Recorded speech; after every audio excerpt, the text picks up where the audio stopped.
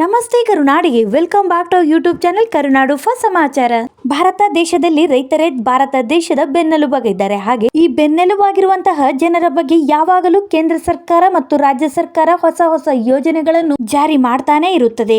ಅದರಲ್ಲೂ ಒಂದು ಪಿಎಂ ಕಿಸಾನ್ ಸನ್ಮಾನ್ ನಿಧಿ ಯೋಜನೆ. ಈ ಯೋಜನೆಯನ್ನು ಪ್ರಧಾನಿ ಮೋದಿಯವರು ರೈತರ ಕಳಕಳಿಗಾಗಿ ಪ್ರಾರಂಭಿಸಿದಂತಹ ಒಂದು ಯೋಜನೆ. ಈ ಯೋಜನೆಯಿಂದ ಈಗಾಗಲೇ ಅದೆಷ್ಟೋ ರೈತರು ಉಪಯೋಗ ಪಡೆದುಕೊಂಡಿದ್ದಾರೆ. ಹಾಗೆ ಈ ಯೋಜನೆ ಅಂದರೆ ಪಿಎಂ ಕಿಸಾನ್ ಸನ್ಮಾನ್ ನಿಧಿ ಯೋಜನೆಯಿಂದ ಈಗಾಗಲೇ 17 ಕಂತಿನ ಹಣ ಬಿಡುಗಡೆ ಆಗಿದೆ. ಹಾಗೆ ಈಗಾಗಲೇ ರೈತರು 18ನೇ ಕಂತಿನ ಹಣದಗೋಸ್ಕರ ವೇಟ್ ಮಾಡ್ತಾ ಇದ್ದಾರೆ. ಅದೇ ರೀತಿ ಸರ್ಕಾರವು ಒಂದು ಅಪ್ಡೇಟ್ ಕೂಡ ಕೊಟ್ಟಿದೆ. ಅದೇನೆಂದರೆ ಮುಂದಿನ 5ನೇ ತಾರೀಕು ಅಂದರೆ ಅಕ್ಟೋಬರ್ 5ರೊಳಗೆ ಪಿಎಂ ಕಿಸಾನ್ ನಿಧಿಯ 18ನೇ ಕಂತಿನ ಹಣ ಬಿಡುಗಡೆ ಮಾಡುವುದಾಗಿ ಸರ್ಕಾರ ಅಪ್ಡೇಟ್ ಕೂಡ ನೀಡಿದೆ. ಆದರೆ ಈ ಬಾರಿ ಎಲ್ಲಾ ರೈತರು ಈ ಯೋಜನೆಯಿಂದ ಉಪಯೋಗ ಪಡೆದುಕೊಳ್ಳಲು ಸಾಧ್ಯವಿಲ್ಲ.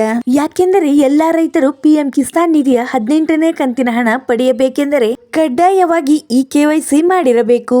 ಈ ಕೆವೈಸಿ ಜೊತೆಗೆ ಭೂ ಪರಿಶೀಲನೆಯನ್ನು ಕೂಡ ಕಡ್ಡಾಯವಾಗಿ ರೈತರು ಮಾಡಿರಬೇಕು.